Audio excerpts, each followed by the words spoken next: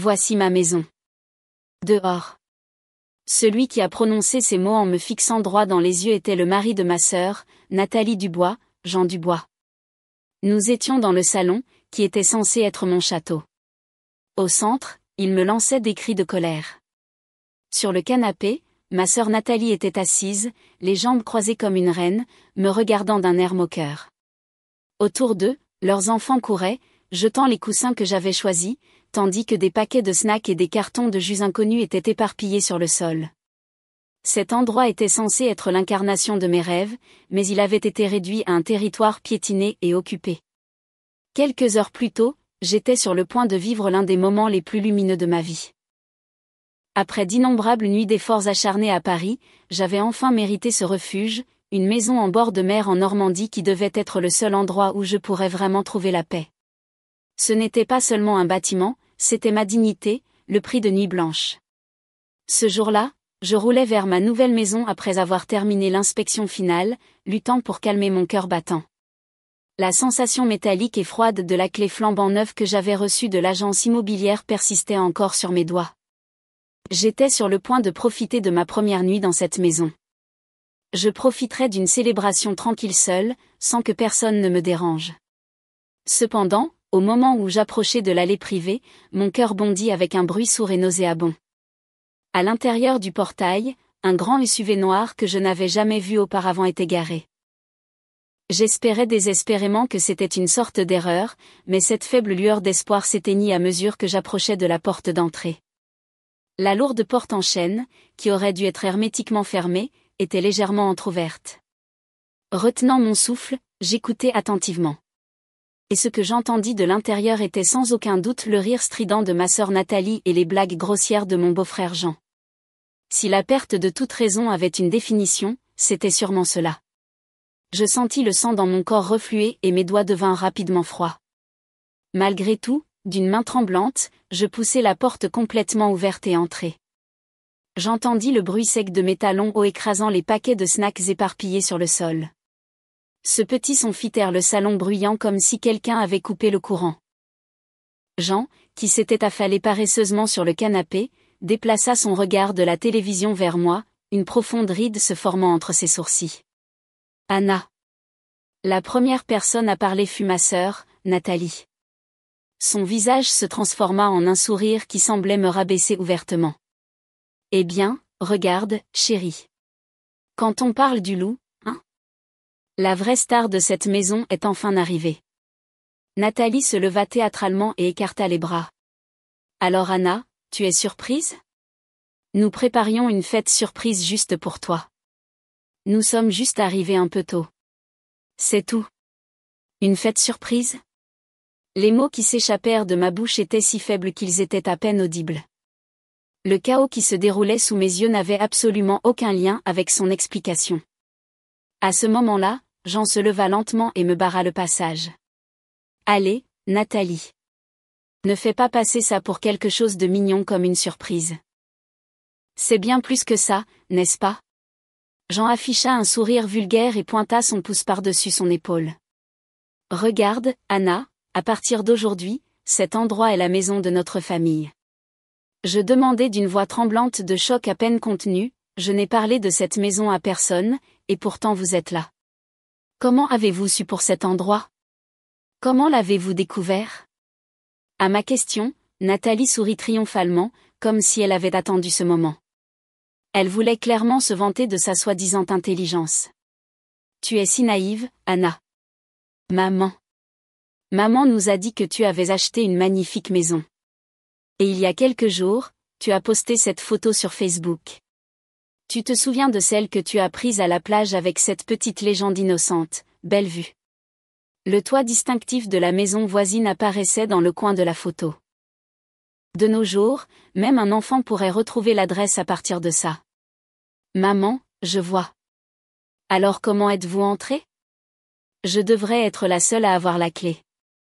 Cette fois, Jean bomba le torse comme si s'attribuer le mérite était une sorte d'exploit. La fenêtre à l'arrière, le cadre était un peu lâche. Une carte a suffi pour l'ouvrir. Votre sécurité est pratiquement inexistante. Ils avaient tout avoué de leur propre bouche. qu'ils avaient utilisé les informations de ma mère et s'étaient introduits illégalement. Puis, comme pour m'achever, Nathalie ajouta, « C'est comme ça, Anna. Nous sommes une famille, n'est-ce pas? Ton succès, tes biens, ils nous appartiennent à tous en tant que famille. S'entraider en cas de difficulté est normal, n'est-ce pas? Tu travailles toujours si dur, pauvre chérie. Alors, nous allons faire bon usage de cette maison pour toi. » C'est ça, la vraie famille, n'est-ce pas? Au moment où j'entendis ces mots, quelque chose en moi se brisa avec un son net et reconnaissable. Un barrage d'émotions que j'avais refoulé au plus profond de mon cœur pendant des années éclata. La colère, la tristesse, et surtout, un désespoir accablant. Ils avaient piétiné mes efforts, ma dignité et mes rêves avec un mépris total. Et ils essayaient de justifier tout cela avec le mot « famille ». Étrangement, la rage qui brûlait si violemment en moi s'évanouit comme les marées qui se retirent, et à la place, mon esprit devint d'une clarté aiguë. Les personnes qui se tenaient devant moi n'étaient plus ma sœur et son mari. Ils n'étaient rien de plus que des intrus essayant de voler ma propriété et ma dignité. Je pris lentement une inspiration, d'une voix si calme qu'elle me surprit moi-même, je leur posai une question, « Faire bon usage, dites-vous. C'est charmant. Pourquoi ne me dites-vous pas plus en détail comment vous comptez exactement en faire bon usage ?» Mon ton inopinément calme déconcerta Nathalie un instant, mais elle a dû le prendre pour une soumission complète. Elle retrouva rapidement son sourire suffisant et fit signe à Jean à côté d'elle. Recevant le signal, Jean bomba le torse et commença à parler avec enthousiasme. Il commença à se vanter de sa propre folie. Ce n'est pas évident? Laisser une propriété en front de mer aussi prisée que celle-ci inactive, c'est ce que ferait un idiot. J'ai fait quelques recherches et pendant la saison estivale, vous pouvez facturer 2000 € la nuit et toujours avoir toutes les réservations. J'ai déjà créé la page Airbnb et les mises en ligne. Comme c'est à votre nom, l'approbation a été instantanée. C'est exact, Anna, poursuivit Nathalie avec une expression rêveuse. Nous avons déjà reçu plusieurs demandes. Nous pouvons vivre ici dans le luxe et gagner un revenu passif en plus. Maintenant, tu peux enfin contribuer à la famille. Tu devrais nous remercier. Après qu'ils eurent fini de babiller sur leurs actions illégales et leurs motivations superficielles, j'ouvris doucement la bouche. Je vois, déjà listé sur Airbnb. Je me demandais s'ils avaient remarqué le léger sourire qui se formait au coin de mes lèvres. Laissez-moi vous apprendre quelque chose, Nathalie. Jean. Je m'approchai d'eux. Occuper la maison de quelqu'un d'autre sans la permission du propriétaire et essayer d'en tirer profit, ce n'est pas aider la famille. C'est une intrusion illégale et une tentative de fraude. En d'autres termes, un crime indéniable. Crime? Le visage de Jean se vida de ses couleurs en un instant. À côté de lui, Nathalie hurla hystériquement. De quoi parles-tu, Anna? Arrête d'exagérer. C'est juste une affaire de famille. Nous empruntons juste la maison pour un petit moment. Comment diable est-ce un crime? Je parlais avec une incrédulité sincère. Vous avez toujours été comme ça, utilisant le mot « famille » comme un bouclier tout en me prenant tout. Mon temps, mon argent, même ma gentillesse. Mais ça s'arrête aujourd'hui. À partir de ce moment, vous n'êtes plus ma famille. Vous n'êtes que des criminels. Quelle ingrate. Jean, enragé, leva la main comme pour me frapper, et à ce moment précis, ça suffit. Une voix basse et impérieuse remplit la pièce avec une telle autorité qu'elle ne laissait aucune place à la rébellion. Nous tournâmes tous instinctivement les yeux vers la source de la voix. La porte d'entrée, qui était restée silencieusement fermée jusqu'alors, s'ouvrit lentement, et un homme impeccablement vêtu d'un costume de haute qualité se tenait là. Il nous regardait sans aucune émotion. C'était mon ami de longue date et un avocat exceptionnel, Bernard Leclerc. Bernard jeta un regard froid à la main levée de Jean avant de parler calmement mais fermement, « Je ne tolérerai aucun comportement menaçant envers ma cliente. » L'air dans la pièce se glaça instantanément. À l'avertissement silencieux de Bernard, Jean ne put même pas baisser la main qu'il avait levée, son corps se raidissant comme si le temps lui-même s'était arrêté. Nathalie, incapable de comprendre qui était cet homme en costume apparu soudainement, regardait simplement entre moi et Bernard, confuse. Bernard ne leur prêta aucune attention et s'avança vers le centre du salon. Puis il posa la mallette qu'il tenait sur la table basse voisine avec un claquement sec. « Qui diable êtes-vous » Jean réussit à articuler la question d'une voix tremblante. « Laissez-moi vous le présenter. C'est mon avocat, Bernard Leclerc. » Quand je dis cela, Nathalie murmura d'un air absent, « Un avocat ?» À l'instant, vous avez tous deux avoué avoir commis des actes criminels graves de vos propres bouches. Tout a été enregistré. Alors qu'il disait cela, Bernard tapota légèrement la poche intérieure de son costume. Là, le voyant rouge du petit appareil d'enregistrement brillait. Le sang quitta le visage de Nathalie. Tout d'abord, Madame Dubois, vous avez identifié cette adresse à partir de la photo Facebook de votre mère et êtes venue ici sans la permission de la propriétaire, Mademoiselle Anna. Cela peut constituer une violation de la vie privée. Ensuite, Monsieur Dubois, vous avez utilisé une carte pour forcer la fenêtre arrière et êtes entré illégalement dans la propriété. Cela constitue une effraction. Bernard fit une pause un instant. Puis, il prit une feuille de papier de la mallette et la fit glisser sur la table. Voici la page de l'annonce Airbnb créée sous le compte de Monsieur Jean Dubois, ainsi que les enregistrements des messages directs échangés par Madame Nathalie Dubois avec ses connaissances sur les réseaux sociaux. Imprimés là, en un texte douloureusement clair, se trouvaient les mots que Nathalie avait envoyés à son amie. C'est juste ma pauvre petite sœur qui ne fait rien d'autre que travailler. Nous sommes la vraie famille parce que nous allons faire bon usage de ce qu'elle a, n'est-ce pas? Et puis il y avait la page Airbnb imprimée. Y était affichée la photo de profil fier de Jean et des phrases promotionnelles éhontées comme « Villa de rêve en front de mer ». C'était juste une blague, tenta Nathalie de s'excuser d'une voix fragile, mais Bernard la rejeta froidement. Personne n'essaie de louer la maison de quelqu'un d'autre comme une blague.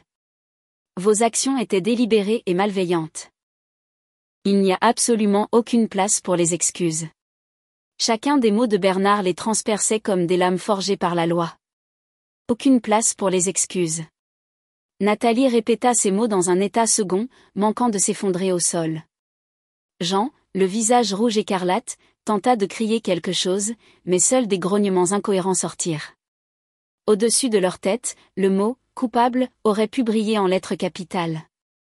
Les regardant froidement tous les deux, j'exprimai finalement la dernière question que j'avais gardée scellée au plus profond de mon cœur. Comment avez-vous pu utiliser notre mère dans votre crime? Quoi? Sursautée par mon accusation soudaine, Nathalie leva la tête brusquement. Le post Facebook de maman. Elle voulait simplement partager une belle vue avec tout le monde. Et vous utilisez ça pour localiser l'adresse et planifier votre petite effraction. Utiliser votre propre mère pour un crime? Avez-vous seulement une conscience? Mes mots firent écarquiller les yeux de Nathalie. Peut-être pensait-elle que je blâmais notre mère. Mais un instant plus tard, son expression se tordit, la culpabilité se transformant instantanément en une fausse indignation de victime s'auto-justifiant. De quoi parles-tu? Maman a toujours été de notre côté. Je suis sûre que même cette fois, elle serait d'accord avec nous pour dire que c'est mal qu'Anna garde un tel manoir pour elle toute seule. Elle soutiendrait notre plan. Bien sûr, elle était toujours la même, déformant tout pour se justifier. Je poussai un petit soupir profond. Bernard, lance l'enregistrement. À mon instruction, Bernard hocha la tête, sortit son smartphone et commença à lire un fichier audio. La voix qui résonna du haut-parleur était une voix familière et douce. Nathalie, oui, c'est moi. C'est vrai. Anna a acheté une belle maison. Oui, à Deauville. L'emplacement? Eh bien, j'ai posté une photo sur Facebook. C'était charmant. Alors, jetez un coup d'œil à la photo. C'était un enregistrement d'il y a quelques jours. La conversation téléphonique entre Nathalie et notre mère. Comment avez-vous même obtenu cet enregistrement téléphonique? Ignorant l'exclamation choquée de Nathalie, Bernard lança le fichier audio suivant. Anna, c'est moi. Je viens de recevoir un appel de Nathalie. Oui, tout se passe comme prévu. Elle a mordu à l'hameçon facilement. Elle localisera l'endroit à partir de la photo Facebook en un rien de temps. Es-tu sûr de ça? Les pousser dans un coin comme ça. La voix venant du haut-parleur était complètement différente d'avant, secouée par la peur et la culpabilité. Et puis vint ma propre voix calme lui répondant, « Oui, maman. Merci. Je ne reculerai plus. Je ne laisserai plus personne souffrir comme ça. » Je me souvenais de cette conversation aussi clairement que si elle s'était déroulée hier. Quelques semaines plus tôt, ma mère m'avait appelé en pleurant. « Nathalie me demande encore de l'argent. Elle a dit que tu lui avais refusé. Elle a dit que c'était juste jusqu'à ce que la nouvelle entreprise de Jean commence à rapporter de l'argent. Je ne sais plus quoi faire. » Nathalie avait toujours été comme ça. De la demande d'argent de poche pendant ses années d'école à l'acompte de sa voiture en passant par sa robe de mariée. Toutes les dépenses importantes de sa vie avaient toujours été payées par ma mère et moi. Après mon succès ces dernières années, toutes les demandes d'argent de Nathalie m'avaient été adressées. Mais que ferait-elle si je refusais une seule fois? Elle finirait toujours par aller voir notre mère, qui était loin d'être riche, et la forcer à lui donner de l'argent. En fait, à l'époque où j'étais encore étudiante et incapable d'aider beaucoup, elle avait à plusieurs reprises supplié maman pour de l'argent et l'avait fait pleurer. Je suis devenue le bouclier pour protéger la mère que j'aimais de l'exploitation de ma sœur. C'est pourquoi j'ai continué à envoyer de l'argent. Je croyais que continuer à payer discrètement était le seul moyen de préserver la paix de ma mère. Mais j'avais atteint mes limites. Et quand j'ai refusé d'aider cette fois, je savais que si Nathalie contactait notre mère, je devais mettre mon plan en action. « Maman, mettons fin à cela. Je vais briser cette chaîne pourrie. J'ai un plan. » Et ma voix répondit fermement à ma mère à l'autre bout du fil. C'est exact. Tout cela était un piège que j'avais conçu. Le post Facebook avait été un leurre planté par ma mère et moi. J'avais prédit que Nathalie mordrait à l'hameçon et qu'elle et Jean tenteraient de s'emparer de cette maison. Et ma mère, après des années de souffrance sous les exigences de Nathalie, prit la douloureuse décision de coopérer avec moi afin de pouvoir enfin aider à sauver sa fille. Le visage de Nathalie perdit toute expression. Celle qui avait été trahie n'était pas moi, mais elle-même. Cette vérité cruelle avait enfin pénétré son esprit. Nathalie s'assit par terre, le regard vide. Il n'y avait plus la moindre trace de lumière dans ses yeux. À côté d'elle, Jean semblait encore incapable de saisir pleinement la situation, répétant seulement les mots « Non, ce n'est pas possible ». Je pouvais presque voir la fragile tour de dépendance et d'exploitation qu'ils avaient construite s'effondrer en poussière. Leurs enfants, sentant la gravité dans l'air, ne pleuraient ni ne faisaient de chichi, mais s'accrochaient simplement à leur mère en silence. Pendant un bref instant, une douleur aiguë me traversa la poitrine, mais je repoussai ce sentiment. Pour l'avenir de ces enfants, tout devait s'arrêter ici. Le silence pesant qui dominait la pièce fut brisé par Bernard.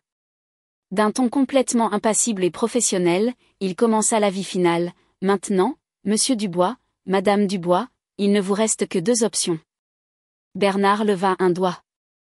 Premièrement, accepter toutes les conditions présentées par ma cliente, Mademoiselle Anna. Puis il leva un second doigt. Deuxièmement, nous appelons la police ici même. Vous serez arrêté sur le champ pour effraction et tentative de fraude. Et ensuite, nous intenterons toutes les poursuites civiles possibles, y compris les demandes de dommages et intérêts. Chaque enregistrement du soutien financier que vous avez reçu de Mademoiselle Anna sera également divulgué au tribunal. Les épaules de Nathalie tremblèrent violemment à ces mots. J'ai 3 conditions. Prenant le relais de Bernard, je parlais. Premièrement, vous ramasserez toutes vos affaires dans cette maison et partirez immédiatement. Deuxièmement, vous supprimerez l'annonce Airbnb que vous avez créée sous nos yeux et signerez un document légalement contraignant promettant de ne plus jamais vous immiscer dans ma propriété privée.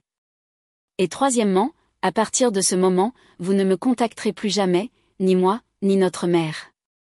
Pas d'appel, pas de mail, pas de message sur les réseaux sociaux.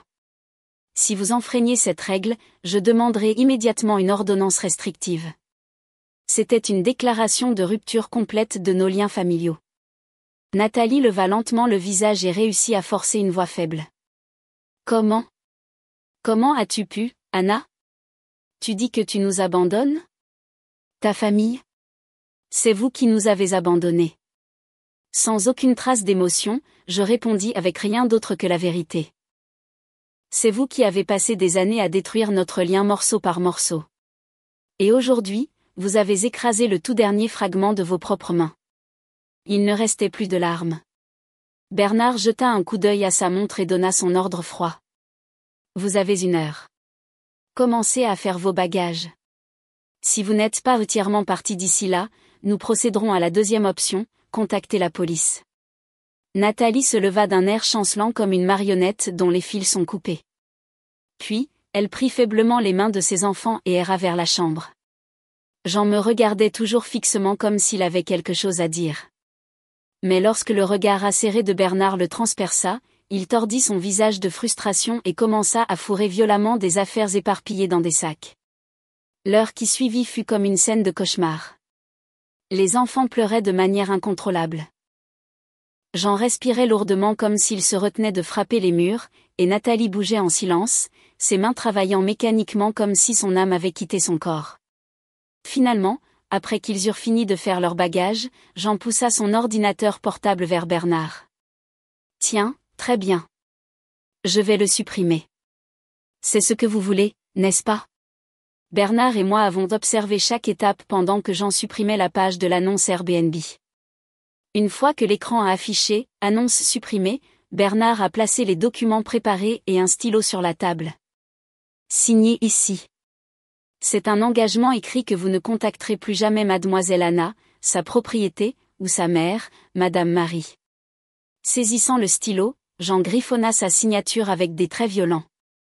Nathalie, les mains tremblantes, parvint à peine à écrire son propre nom. Tout était enfin terminé. Traînant leurs bagages derrière eux, ils se dirigèrent vers la porte d'entrée. Je m'appuyai contre le cadre de la porte, silencieusement, écoutant la famille monter dans le SUV noir, et le bruit du moteur s'estomper au loin. Bientôt, le son disparut entièrement, ne laissant que le fracas des vagues et les cris des mouettes. Enfin, le vrai silence revint dans mon sanctuaire, mais il n'y avait pas de temps pour la sentimentalité. Bernard, les arrangements. En réponse à ma question, Bernard vérifia son téléphone et répondit de manière concise. Tout est prévu.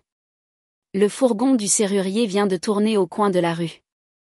L'équipe de sécurité arrivera 5 minutes après cela. Exactement comme il l'avait dit, un fourgon entra lentement dans l'allée. Mademoiselle Anna Dubois. Correct. Nous avons été informés de tout par l'avocat Bernard Leclerc. L'homme qui sortit du fourgon s'inclina devant moi avant de commencer son travail sans la moindre hésitation. La porte d'entrée, la fenêtre arrière, le volet du garage. Chaque point d'entrée de la maison que Jean avait tourné en dérision comme étant grand ouvert fut rapidement remplacé par des serrures électroniques de pointe, inviolables. Ensuite arriva une équipe de spécialistes en système de sécurité. Ils installèrent des caméras de surveillance à détecteur de mouvement dans tous les coins de la propriété et configurèrent le système pour que les images soient diffusées directement sur mon smartphone 24 heures sur 24. Chaque fenêtre fut équipée des dernières alarmes de détection de choc qui retentiraient bruyamment en cas de détection de force.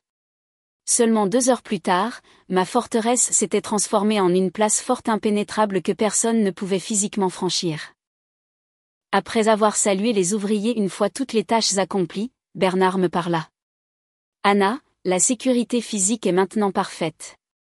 Mais le vrai problème pourrait commencer à partir de là. » Ses yeux étaient fixés sur son smartphone. Sur l'écran se trouvait la page de Nathalie sur les réseaux sociaux, exactement comme prévu. Le post que Bernard me montra était incroyable.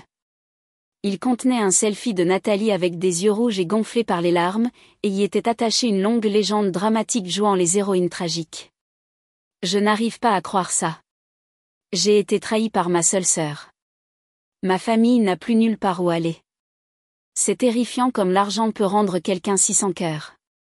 La section des commentaires débordait de messages de sympathie d'amis qui n'avaient aucune idée de ce qui s'était réellement passé.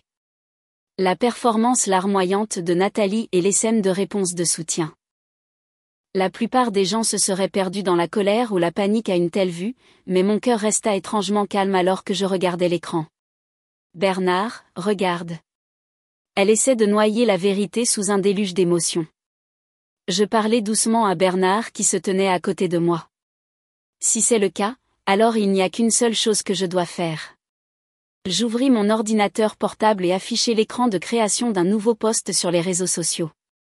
Je n'ai pas tapé d'excuses. Je n'ai pas écrit de mots émotionnels. J'ai écrit seulement un court message factuel et professionnel. Concernant le poste de ma sœur, Nathalie Dubois, je suis consciente que cela a inquiété beaucoup d'entre vous. Cependant, le contenu de sa déclaration diffère grandement de la vérité. Pour permettre à chacun de porter un jugement équitable, je ne présenterai ici que des faits objectifs. Ensuite, j'ai joint plusieurs fichiers au poste. Le premier était un PDF du registre officiel de la propriété, prouvant que j'étais la propriétaire de la maison. Le second était une vidéo de caméra de sécurité enregistrant le moment où Nathalie et son mari ont illégalement pénétré dans la propriété et se sont introduits dans la maison. Et le troisième était la capture d'écran décisive de ce message incriminant sur les réseaux sociaux. C'est juste ma pauvre petite sœur qui ne fait rien d'autre que travailler. Nous sommes la vraie famille parce que nous allons faire bon usage de ce qu'elle a, n'est-ce pas? En guise de ligne de clôture de mon poste, j'ajoutais ce qui suit. Il ne s'agit pas d'un différend émotionnel entre membres de la famille. C'est une question de droit et de dignité personnelle. Je ne souhaite pas divulguer davantage d'informations privées. Je m'abstiendrai donc de faire des commentaires supplémentaires sur cette question. Merci de votre compréhension. Et sans hésitation, j'appuyai sur le bouton « Publier ». Tout ce que j'avais fait, c'était publier les faits. Quelques minutes seulement après l'avoir posté. Les commentaires sympathiques qui avaient inondé le post de Nathalie s'arrêtèrent brusquement. À leur place apparurent des voix de confusion et de doute. Quoi? Qu'est-ce que cela signifie? Est-ce que la vidéo de sécurité est réelle? Nous allons faire bon usage de ce qu'elle a. Ouais, ce n'est pas normal. Et une fois que quelqu'un a collé un lien vers mon post dans la section des commentaires de Nathalie, la situation a complètement basculé. Le selfie en larmes de Nathalie contre l'effet froid et indéniables attachés à mon poste. Les gens ont immédiatement compris ce qui avait le plus de poids. La sympathie s'est transformée en condamnation. Je n'arrive pas à croire qu'elle ferait ça à sa propre sœur. Je ne peux pas sympathiser avec ça. C'est carrément criminel. Des comptes se présentant comme des amis de Nathalie ont commencé à supprimer leurs commentaires les uns après les autres et se sont tus. L'histoire tragique qu'elle avait construite a été complètement démantelée en moins d'une heure. Des mois se sont écoulés depuis. Ma maison est maintenant remplie de jours paisibles et satisfaisants. Récemment, un parent m'a contacté et m'a raconté comment Nathalie et sa famille allaient. L'incident sur les réseaux sociaux s'était également rapidement répandu dans leur communauté. Une fois ces mensonges exposés, même les amis qui l'avaient autrefois défendu sont devenus froids. Incapables d'y rester plus longtemps, ils ont finalement déménagé dans un appartement exigu et délabré de l'autre côté de la ville. J'en travaille maintenant à la journée, et Nathalie a commencé un petit boulot à temps partiel inconnu. Mais ils ont des difficultés financières dans leur petit appartement et se battent constamment, selon les rumeurs. Même après avoir entendu tout cela, mon cœur est resté étrangement vide. Ni joie ni pitié. Ils subissaient simplement les conséquences de leur propre choix. C'était tout. L'autre jour, j'ai invité ma mère dans cette maison. Elle se tenait devant la grande fenêtre du salon et contemplait tranquillement la mer scintillante sans dire un mot. Son profil semblait plus paisible que je ne l'avais jamais vu. Pas une seule fois le nom de Nathalie n'est apparu dans notre conversation. Ce n'était pas que nous l'évitions intentionnellement. C'était simplement que dans notre temps heureux ensemble, la présence de ces personnes n'était plus nécessaire. Il n'y a pas de nostalgie du passé dans mon esprit maintenant, seulement des possibilités infinies et de l'espoir pour l'avenir.